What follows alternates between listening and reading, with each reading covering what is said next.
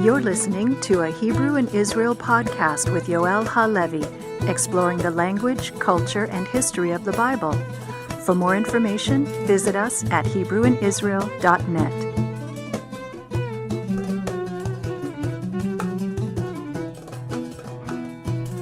Shalom everyone, welcome back to another episode of the Hebrew in Israel Haftarah series. I'm your host, Yoel Halevi, and we are in the Haftarah Metzor'a. Last week's recording was from a session that I did with my Bible class, my Hebrew Bible class that I do on Sundays. It doesn't start exactly where the readings usually start. Usually they're from 2 Kings 4:42. There's a few verses there about Elisha, who receives a gift from someone who comes from Baal Shalisha. It's an interesting story by itself, so I'll address it here. But I first of all want to explain something regarding the recordings. So there are different practices depending on the years, on where you read and how close you are to the Rosh Chodesh, the new moon, and so on. And in the calendar, if you actually look at the Jewish calendar right now for 2019, you'll see that the readings for last week and this week are actually different. And I think even for a couple of weeks from now, for Achremot, I think is a little different as well.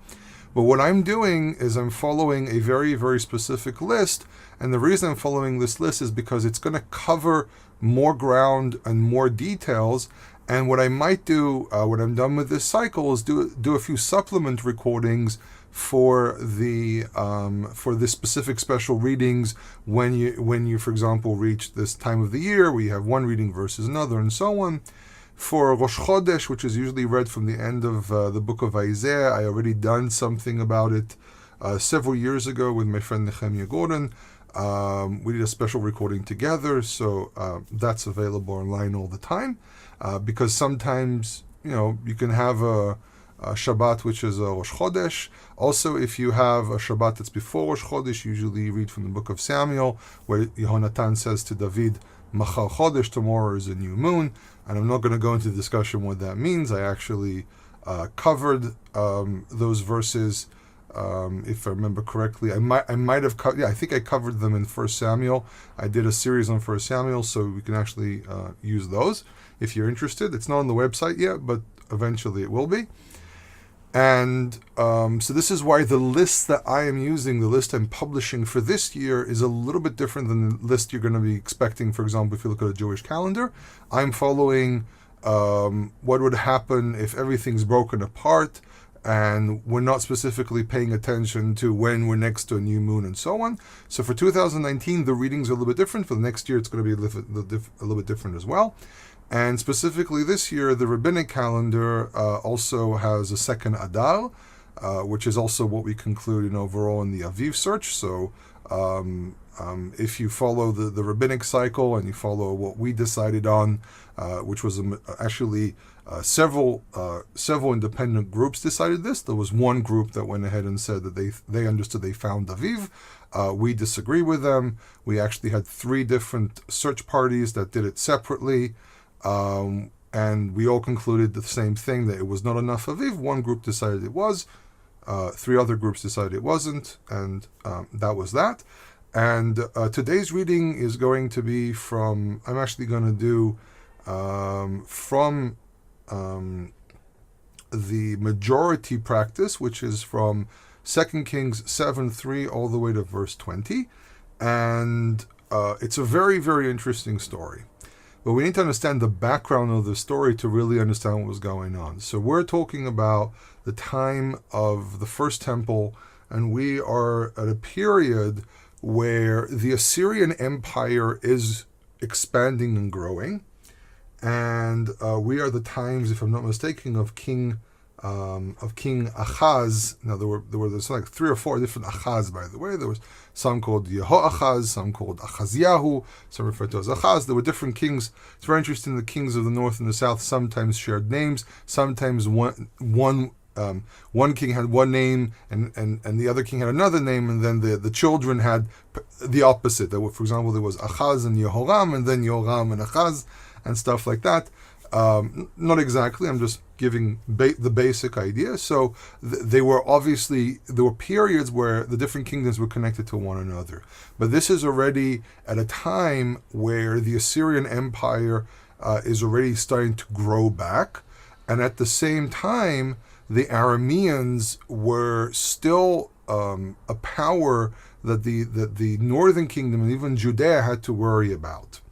And our background here is a competition between the Arameans, and most people identify Aram as Aram Damascus, even though there was there's also Aram Metzora, for example, and there was a few other types of Aram, because these were Aramean tribes.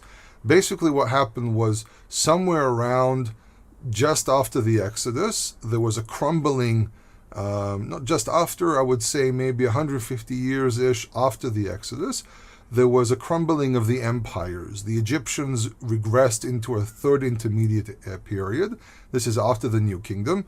They crumbled, and basically what it meant was power got distributed all over the land of Egypt with multiple, we call them smaller pharaohs. Basically regional leaders that fought with one another.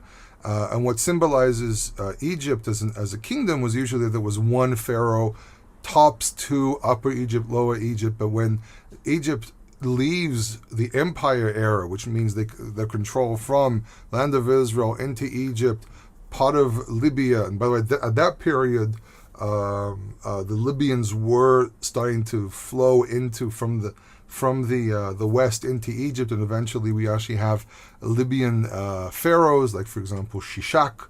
He was actually a Libyan, and goes all the way down to Sudan, the parts of the Horn of Africa. So that's Egypt. Egypt basically starts falling apart. Khati vanishes almost completely. The capital Khatusha gets completely abandoned. If I'm not mistaken, Khatusha today is also identified as Boskoi. Which is the ruins are still in existence, and they found a lot of very important inscriptions that I've been working on for the last couple of months for a research that I've been involved in. And basically Assyria folds back as well and opens up the region of the Levant and Syria to the infiltration of smaller tribes. Some of these tribes are the Israelites. You have other tribes like the Moabites, Ammonites. They start building up. The Edomites start building up into their own nations, and they start showing up in the world, and they stick out more because the area is more or less empty from empires shadowing over everyone else. And because the Syrians, Babylonians basically kind of fold back to their area eastwards.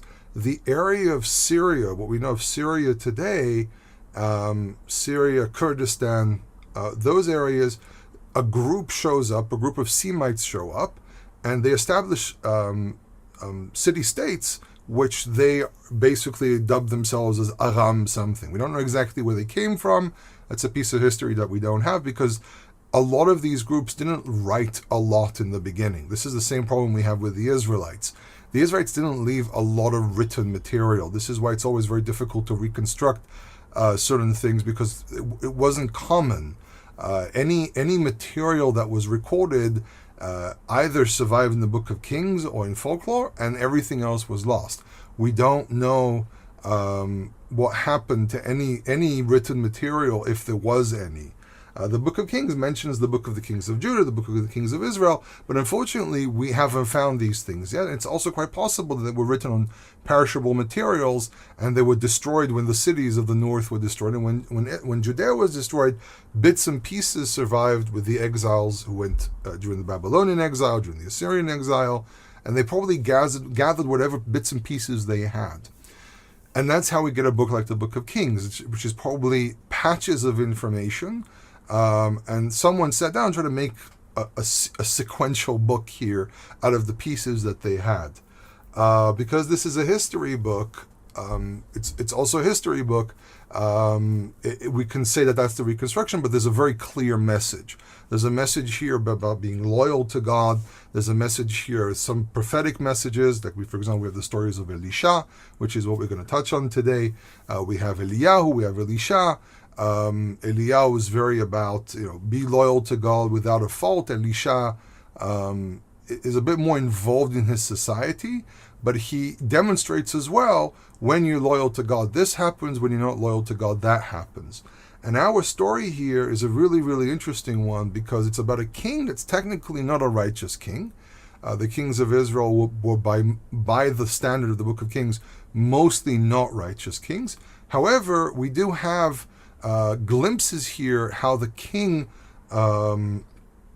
does sometimes come off as being righteous, but we have a very, very difficult story here of a siege, an Aramean siege on Samaria, on Shomron, and it leads to curses that we see even inside the book of Deuteronomy. For example, cannibalism. There's a story here that King Achaziah in this case, if I remember correctly, has to hear about a story of a story of a woman. If you go back to chapter 6, a woman that complains to the king, we're starving, so she ate her son, and then the next day they were supposed to eat the son of the other woman, and she hid her child, and the king hears this and completely collapses, and he tears his clothing, and they could see he was wearing sackcloth underneath, and the sackcloth basically was a sign of mourning. Now, it's a very interesting thing, because when we start thinking about an act like that from a king that essentially was considered to be not righteous, and I'm deliberately saying not righteous versus wicked, because Achaziah and some of these kings actually had a pretty good relationship with Elisha. They ask Elisha for advice, and they communicate with him, which means they have there's a certain ambivalence towards them.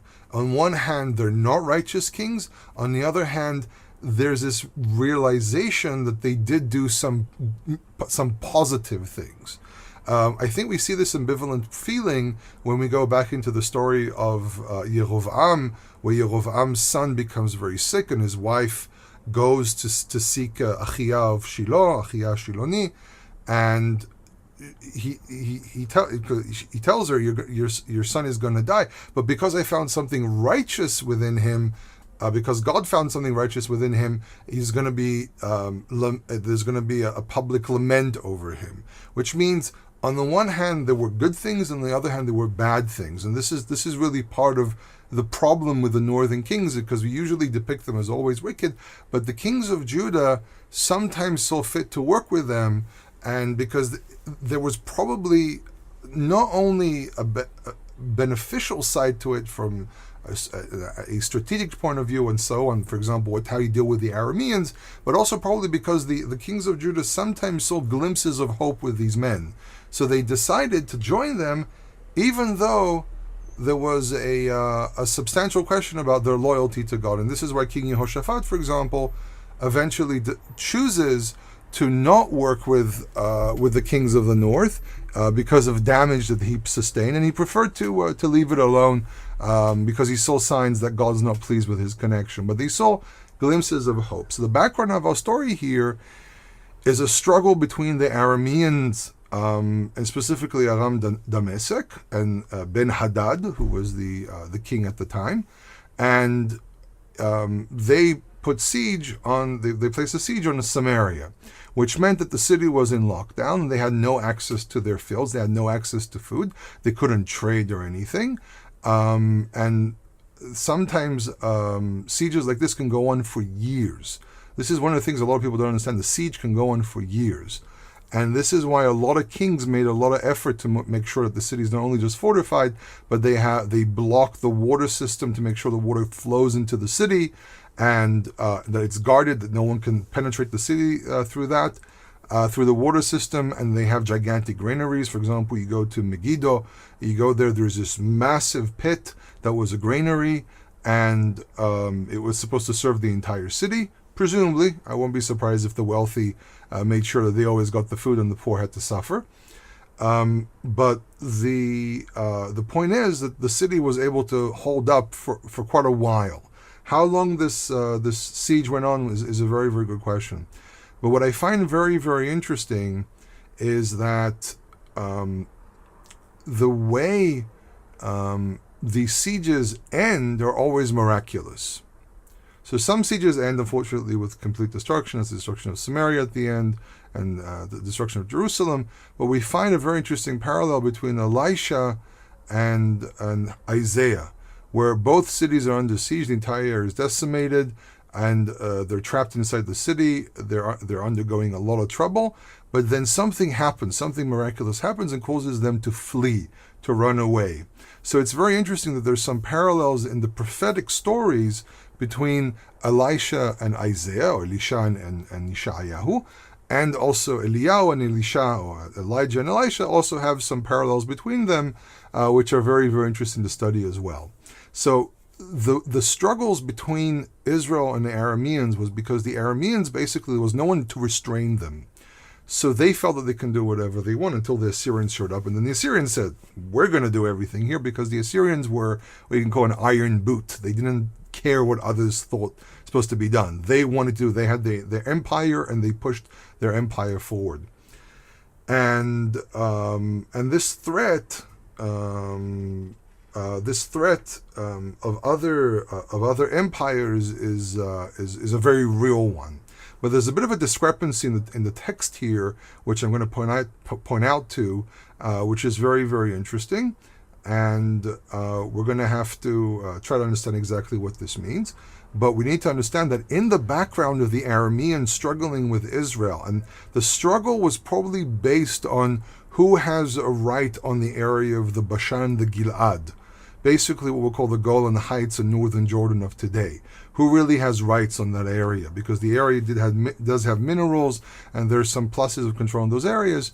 And Professor Oded Bustenai, who I actually have the pleasure of knowing, once wrote a very interesting paper about more or less this period, where he discusses the back and forth of the struggles between Israel, the Arameans, and even Judah inside the picture. Even though we don't really hear about Judah here, he suspects that there was a connection. He leans a lot on the book of Chronicles as well, Second Chronicles specifically.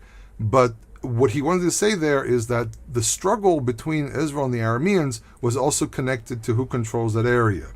And to be able to control that area, they had to bring down the kingdom of Israel to be able to control the area, and also end up controlling the land of Israel as well. But the struggle probably started from this issue of who controls that specific area, because it's a border area. It's between specifically between the Arameans and Israel. And such things also were going on, for example, with the Hittites, which we're going to mention later, and the kingdom of Mitanni.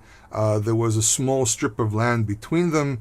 I think it was called the land of Arzawa or Arzava, and they went back and forth about who controls that area. Same thing whether with the Hittites and the Egyptians, who controls the land of Israel. It was a back and forth situation with them.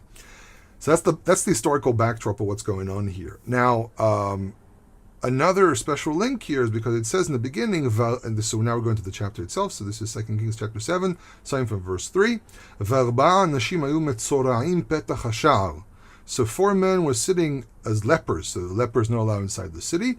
This is why, by the way, it's connected to Parashat Metzora, because it does mention lepers. So lepers are supposed to sit outside of the city. They're not supposed to go in. They sit at the gate, but they're not going into the city itself. And in the rabbinic sources, they actually say this is Gehazi and his sons.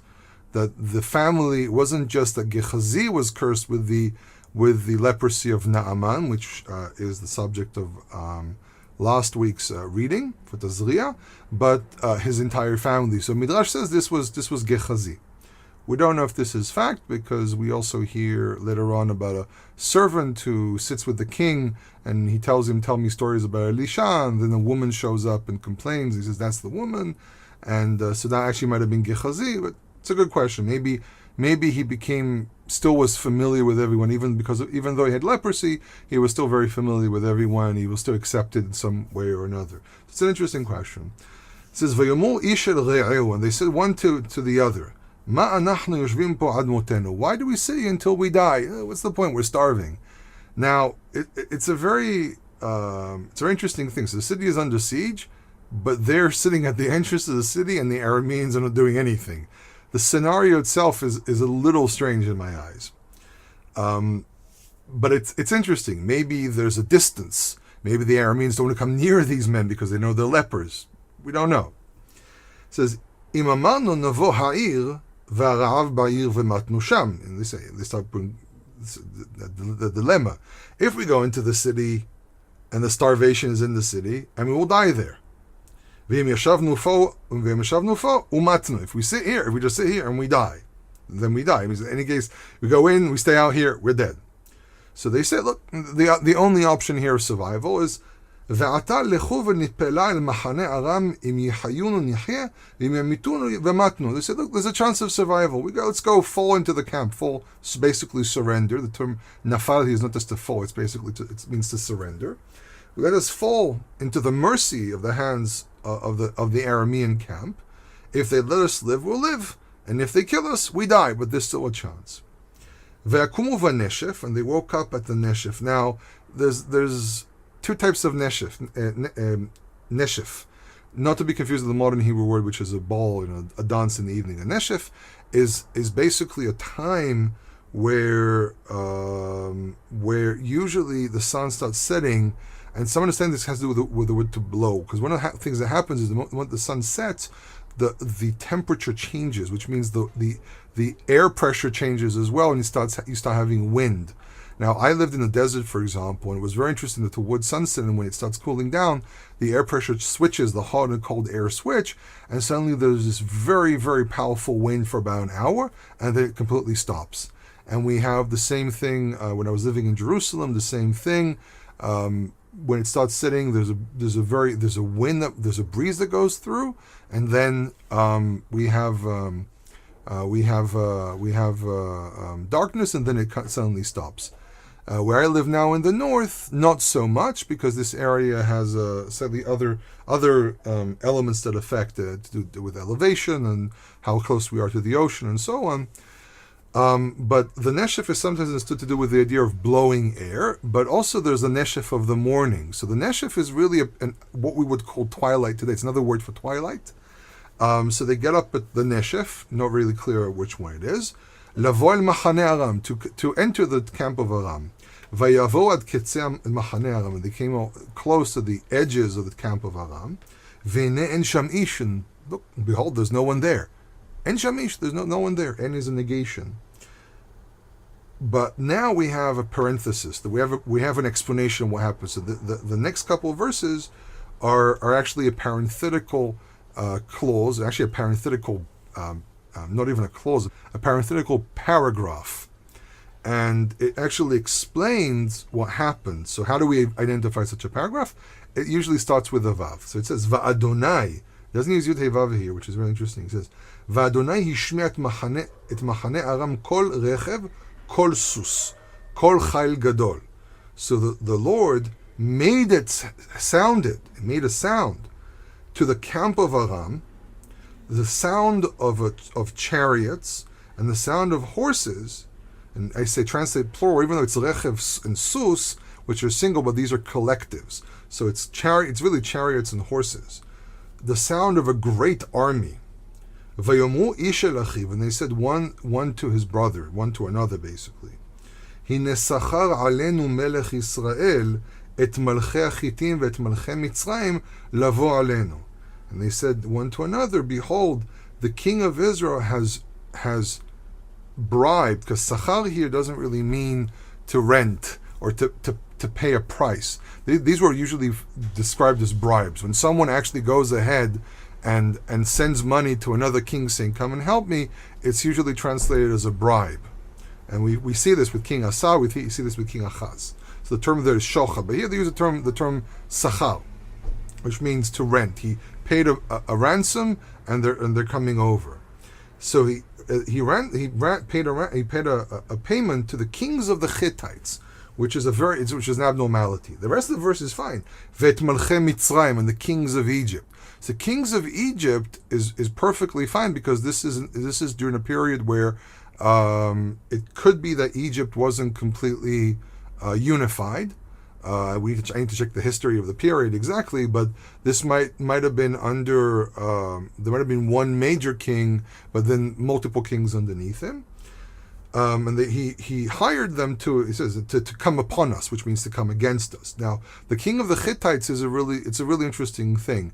The term Hittites here is an abnormality because the Hittites were no longer a kingdom anymore. There was no such thing as Hittites, and it says Malchei Hittim. The chances are that this is what it's really referring to is not the Hittites proper, as we know, Hatusha and the ancient kingdom. We're actually maybe talking about the idea of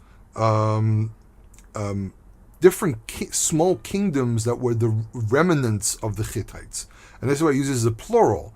That this might be people from Mitanni and Chatti as well, and loads of little chieftains in the area, and they came together against them. But why specifically Chatti in Egypt? Because the Assyrians were too far away, and the Assyrians might have not been necessarily a complete threat at this given moment. They were expanding, they were growing, but they were able to keep there was a period in 853 BCE where Israel and the Arameans and a few other groups were able to somewhat block the Assyrians. It depends who you believe. The Assyrians say we destroyed all of them, but the Assyrians tend to exaggerate, like everyone else. The Egyptians exaggerate. The Hittites, there's even a funny interaction between the king of Chatti and Ramses II, where Ramses says, "I won," and the king of Chatti says, "No, you didn't. We almost killed you." And which actually, by the way, is true. Ramses II almost died in the Battle of Kadesh, and the Hittites kind of made a point that no, you didn't. You didn't win that one. You almost died. But this is a very, very common thing. But the Assyrians might have been a little set back at that time. So Egypt is a logical one, and west of the Arameans, probably also their natural enemies, small kingdoms, which were also to the west of the Arameans. And this is why these are mentioned. So it carries on, it says, Vayakumu vayanusu baneshef. So they got up and they fled at evening. It seems to be evening, or maybe morning, but this must have been not too long before they arrived. Vayazvu et ohalehem vetzusehem vet hamolehem hamachane kasher hi vayanusu el nafsham. So they abandoned their tents and their horses and their donkeys and the camp as it was. Kasher hi, as it was, just as it was. You walk in, it's completely abandoned, ghost camp, and they fled for their lives. So this scared them, apparently, the combined force. And you have to think if it's the Egyptians, they probably think the Egyptians and the Hittites are coming they're basically closing from both ends. So there's no way of winning this because you're going to be closed from, it's not front to front. You're being closed from both sides. What's known as a fork method. Basically, you close from both ends, or a tongue method where you basically lock from both ends. So you have to flee somewhere. So it carries on, verse 8, and says, Vayavo ha-Metzoraim ha'ele. So these, mentioned previously, lepers entered. Ad ketzeh ha-Machaneh, Vayavo el oel echad v'yechlu v'yishtu. So the first thing they do, they're starving. So what do? They enter the edge of the camp, and they entered one of the tents, and they ate and they drank. Why? Because they're starving, and there's food. That's a really interesting thing. What about kosher? Well, two things. First of all, when you're starving, you don't think about that. But the question is, were they really eating anything that might have been? Because if the Hittites are traveling, they're probably taking food from the area they're in. Probably will be easy to identify something that's unclean because usually people would roast entire animals. So if you saw a wild boar or something, you wouldn't touch it. So the chances are they probably ate fruits and vegetables and bread and so on. And people didn't add much to bread back then. So they ate and they drank wine here probably.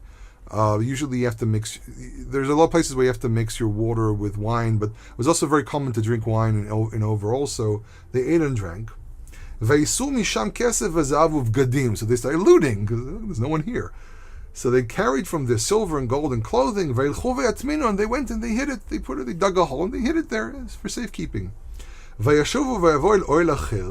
they returned, they entered to another tent, and they carried from there, and they went and they hid it. And suddenly they stop and think for a second, and they say to one another, Lochen anachnu osim hayom. Or Lochen anachnu osim. This is not just what we're doing. Hayom hazeh yom besorahu. This day is a day of announcement. This is a day of a great deed. V'anachnu machshim v'chikinu ad or haboker u'matzanu avon. And we are keeping silent, and we wait until I have to correct my Hebrew. V'anachnu mechashim v'chikinu ad or haboker u'matzanu avon. There's a difference. I said matzanu, which is one meaning. Metza'anu is another meaning. Understanding in a second what I mean. So we are silent, and we wait until morning. If we do so, evil or a wrongdoing shall find us. Okay? Matzanu avon is we have found evil doing, or we found a wrongdoing. Metza'anu is it will find us. Why? Because we're not telling the city, we're taking care of ourselves. They have a moment of remorse. We're taking care of ourselves. We're not taking care of our own brothers and sisters inside the city. So they say, "V'ata lechu v'navo v'nagida beit hamelech." Now let's go and we'll enter and we'll announce this to the house of the king. V'yavo v'kol shoel ha'ir v'agidu lehem le'emor. So they enter and they call out to the guard of the head of the guard of the city on the gate, and they said to them, saying, Banu el Machane Aram. So you have to imagine a man standing out there. Everyone knows they're lepers. They're covered, face the ground, and yelling out, saying, imagine you're standing on top of the gate, and the guy starts yelling out. Someone's yelling out to you, and you recognize it's the lepers, because they're always sitting there. And you're looking down, they're yelling out to you out loud, which is by itself insanity, because there's a war going on. And he yells out and says, Banu el Machane Aram. We have entered to the camp of Aram. En sham ish v'kol adam. There is no one there, not even a voice of a man. It's completely desolate. It's quiet, and there's no one there. Ki masus asur v'chamor asur. For the horses are harnessed. They have their harnesses, and they're prepared. V'chamor asur, and the donkeys have their gear on them as well. Ve'ohalim ka'asher hem, tents as they are. V'ikra sho'arim. So now we have a sho'er, or now it's sho'arim, so it's a plural, and the gate guards called out, Ve'agidu beit hamelech prima, and they said to the house of the king, onwards into the inner chamber. So that he's obviously the king is sleeping. So now we discover which neshef it is, which is the evening, because it says Vayakom hamelech laila, and the king got up at night. So we know the neshef that they were talking about earlier is nighttime. So it was towards the evening, so they could still see what's going on. But now it's nighttime. They were probably doing this for a couple of hours. The king has already gone to bed. He's already asleep. The king has to get up. Vayakam hamelech laila vayomer el avadav agida na lachem et asher asu lanu Aram. So what he's worried about here is that there's a trick. So what does he say? He says to them, he says to his servants, I will tell to you that which the Arameans are doing to us. It's a trick. And what's the trick? I think anyone could figure this one out. Yadu'u ki re'evim anachnu. They know that we are hungry. Psychological warfare. By the way, the Assyrians were horrible when it comes to stuff like this. They were some of the most vicious psychological. They were playing some of the most vicious psychological games ever. And you can see, by the way, in the speech of Rav Shakeh in Isaiah and the Book of Kings as well, in the story of King Hezekiah. But they were brutal. The Assyrians were brutal. They would crucify people. They would stake people. They would have heads piled up next to cities. The king will sit down to his feast having heads hanging from trees and so on. Despicable stuff. The Arameans here are being depicted as playing a psychological game as well, because they know everyone's hungry in the city. So he says, look, I think they're playing a trick on us. And what's the trick? They know that we're hungry. So, so they left the camp to hide in the fields, saying, so they're saying to one another, presumably, that the Arameans are saying to one another, when they leave the city, we'll grab hold of them when they're alive, meaning capture them alive. So there's an interesting thing. There's litfos chaim, and there's tifsum chaim tifsum. This is actually a type of wording that the Arameans use later on, which is very interesting. when they battle the Arameans later on, they say that they see soldiers coming through, and the Aramean king says, if they come in peace, seize them alive, tifsum chaim, and if they come to war, chaim tifsum, their lives you should grab, which means you'll kill them, which is very interesting because I've seen the same type of language. For example, there's in Akkadian you can say, napishti la itzbat. He will not grab a hold of my life, meaning he won't kill me. So this is actually an idiomatic expression that we see here in Hebrew to grab a hold of someone's life. But it depends if you put it before or after. If you say chaim tifsum or tifsum chaim, it depends. Okay, so if you say tifsum chaim, you mean let them live, but you take them captive. And if you say chaim tifsum, then you're saying grab a hold of their lives and kill them. Ve'el ha'ir navo, and into the city we will enter. Vayan echad me'avadav vayomer. But now, one of the servants is a voice of he's actually voicing God's will. And this is the issue. The kings of Israel, and specifically this specific king, if I remember correctly, is Achaz, is a king that has an ambivalent situation. He has difficulty believing. I will, by the way, point out that Achaz of Judea also has difficulty believing. And there's an entire discussion that goes on between Isaiah and Achaz regarding faith. Because im lo ta'aminu ki lo te'emanu, if you don't believe, it's because you have no faith. And this is actually from Isaiah. And I actually have a section from a paper that I wrote about a year and a half ago that deals with this question, which hopefully I'll be able to. I'm planning on translating this section. It's been on my mind for a very long time to translate it. It's a couple pages long, but it's from a professional peer-reviewed paper that I wrote, and it deals with the question of what was really going on with Achaz at the time. But this is really part of the problem, that they don't believe, and this is what the prophets, this is what Eliyahu and Elisha are all about. Believe. You can see amazing things if you believe. Trust in God. So now we have a man here, one of the servants is voicing the will of God here. So he's an instrument of the will of God. And he says, Vayan echad me'avadav vayomer. Okay, he says, one of the servants responds and says, Vaikhuna hamisha min hasusim hanisharim. Let us take 5 of the remaining horses. It gives you a bit of insight what's going on. They have a few horses left. Let's take 5 horses. Okay, let's send 5 men. They could be able to. If they have to outmaneuver them, they can move it. They can move faster. Asher nisharuva, which are left within it, which are left in the city. Hinam kechol ha'amon Israel asher nisharuva. They are like the multitude, whatever was left of the multitude of Israel, which are left within it. This is a bit of a difficult statement to really parse, but it sounds like as if, look, it's not really a normal statement. What he's trying to say is, look, we have a few horses left in the same way. There's not too many people left here, so it doesn't. We have a few soldiers left. We have a few people left here from the multitude that used to be here. Listen, we send out 5 men on 5 horses and see what's going on. And he says, "Hinam kechol amon Yisrael asher tamu v'nishlecha v'nireh." Therefore, they are like the multitude of Israel, which are gone. So let us send and see. Let's see if this is really what's going on. So it says, "V'ekchu shnei rechev susim." So they send out two chariots with horses, which probably means 2 horses, chariot, 2 horses, chariot, and a horse in the front of the leader. So one of them maybe be able to escape on the one horse, maybe.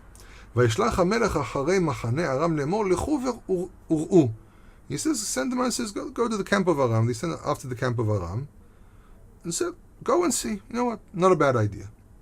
Vayilchu achareim ad hayarden. So they went after them. Probably this is going to have a dual meaning. They went after the 4 lepers who led them through, or they followed a track and they could see something was going on. It's really actually a track, because it goes and says, so go after the camp of Aram. Ad hayarden, all the way to the Jordan River. ונכל הדרך מלאה וגדים וכלים אשר השליחו ארם בהחפזם. And all the way is full of clothing and vessels, which the Arameans dropped when they hasted. Vayashuva malachim vayagidu lamelech. The messengers came back and said to the king, look, this is what we saw. The enemy fled. This is actually really happening. And this is the thing. This king should understand that God is still on his side. Even though they're sinning and they've reached a point of almost decimation, they're still there. They're still standing because God has a plan here. I have to do the analogy. Think about the Holocaust, the decimation of the Jewish world, and how we're still standing.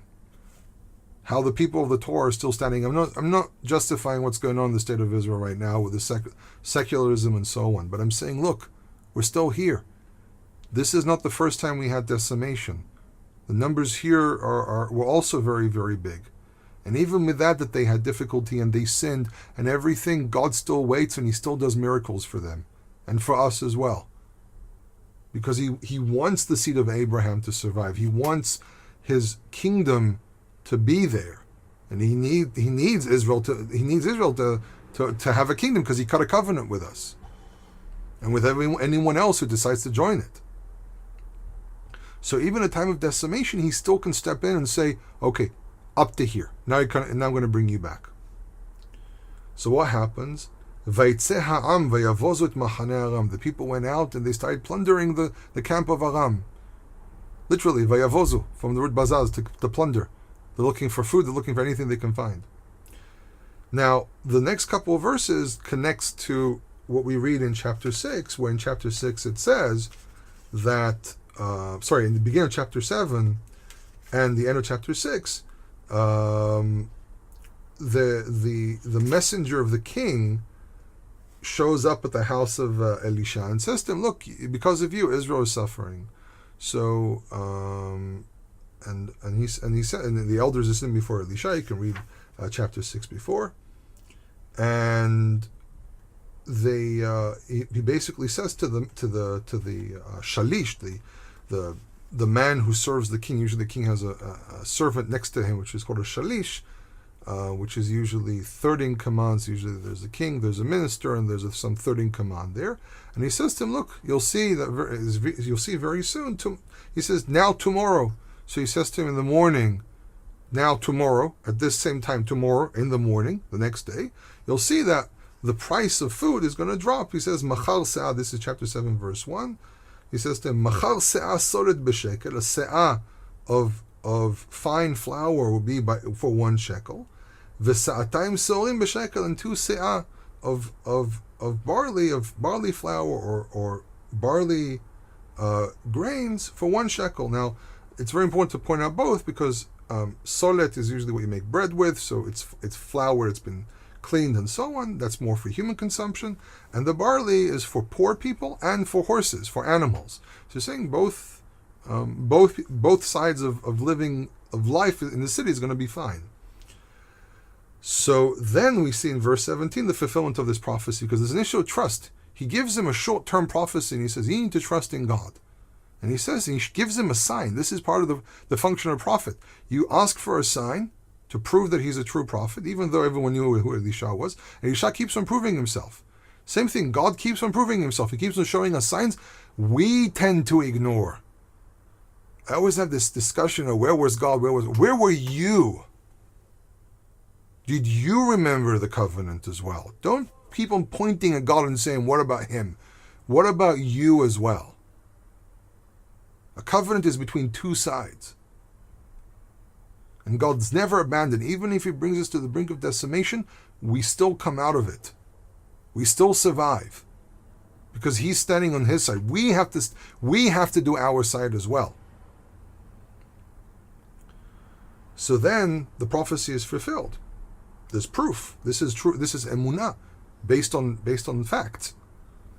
Vayisea soret b'shekel v'sa'atayim sorim b'shekel kidvar Adonai. And it was that a se'ah of fine wheat was for 1 shekel, and two se'ah of barley for 1 shekel, as the Lord has spoken. V'amelech ifkid et hashalish. Now here's how we say in modern days karma. This is the fulfillment. Because he said to him, Elisha also says to the shalish, he says to him, the shalish, kind of talks down to Elisha, and he says to him, the Lord is making openings in the heavens, and this thing will never happen. Meaning, al-Hubot b'shamayim, meaning that it can rain and this will never happen. So he responds and says, you will see with your own eyes and you will not eat from there. And this is exactly what happens, because part of the message of the story is trust in God and believe the signs that he gives you. So the king puts his third in command, or whatever this person's rank is, Asher nish'an al yado alasha, who leans upon his hand, which means he's a servant of his. He helps him around. He probably carries something that belongs to the king, or he helps the king up to his chair, off of his chair, whatever nish'an al yado. This is a lot of royal courtyard terminology that we don't necessarily know exactly what all means. But here, probably, obviously, he assists the king in certain ways. So he's supposed to help him. And Nishan al Yado al Ashar. This is the same person who stood next to the king. He's standing next to the gate. Vayirmesu ha'am bashar vayamot. Ka'asher diber isha Elohim asher diber beret hamelech elav.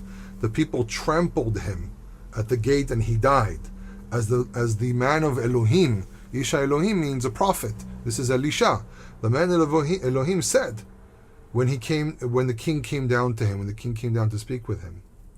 Vayikedaber Isha Elohim el hamelech le'emor, and it was as the man of Elohim spoke to the king, saying, so this is kind of like ending it to say, look, it actually happened. Have faith. Sa'atayim sorim b'shekel v'se'ah soret b'shekel yihye ka'et machar. So it reverses the words a little bit. It puts the barley first and then the fine flour today at this same time tomorrow. B'sha'ar Shomron, at the gate of Shomron. And he repeats the story to kind of put an envelope and kind of put a context to everything, because we had a story in between, so it kind of wraps up. But this is the true message. The message is trusting God. ויען השליש את איש האלוהים ויאמר הנה אדוני עושה ארובות בשמיים היה כדבר הזה. And again, this is the response we read earlier. And the servant said to the man of Elohim, and he said, behold, the Lord opens up openings in the heavens for it to rain. Okay, that's at least the way I understand the term. Is it even possible? Yeah, this is a question. It's not even going to happen. And he says to him, ויאמר הנך רואה בעיניך משם לא תאכל. You will see with your own eyes, and you want to eat from there. And it says in verse 20, which is our last verse here, Vahi ken, Vahi lo ken, it was to him as thus.